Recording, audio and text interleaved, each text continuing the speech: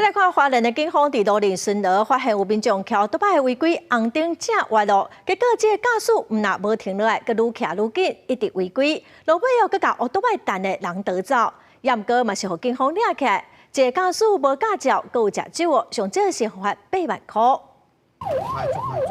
透过警方行车记录器甲闭路器，会当看到一只乌倒摆，因为唔配合临检，骑真凶伫巷仔内弄来弄去，唔但沿路拢无拍方向灯，还佫正向，落尾手甲车放入要逃走，伊佫跋倒。对不起，跑什么东西啊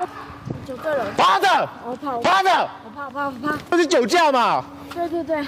蹲着啦。 这个事件发生伫车站饭店过1点，花莲警方伫市区巡逻的时阵，发现一只乌倒摆红灯正弯去甲临检。不过，这个查某骑士因为食酒骑车，佮无驾照，竟然油门吹了就要逃走。红抓起来了后，验出酒测单是0.98，也让依在的人验出0.7，两个人都红上班。其酒测值已超过法定标准值，全案依涉嫌违反公共危险罪，移送花莲地检署侦办。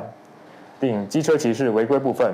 依违反道路交通管理处罚条例。 共计告发12张罚单，予以裁罚。这个查某人骑车要逃走的时阵，有几项违规，包括无照驾驶、红灯正弯、几下届骑去对向的车道等等。扣除监理站食酒骑车的罚款，甲扣牌的费用，也要面临8万块以上的罚单。警方表示，全台湾目前拢在加强抓酒驾，提醒民众食酒就唔通骑车赛车，遇到警察临检唔通想要逃走，避免发生危险，甚至防罚更较侪。公司新闻花莲报道。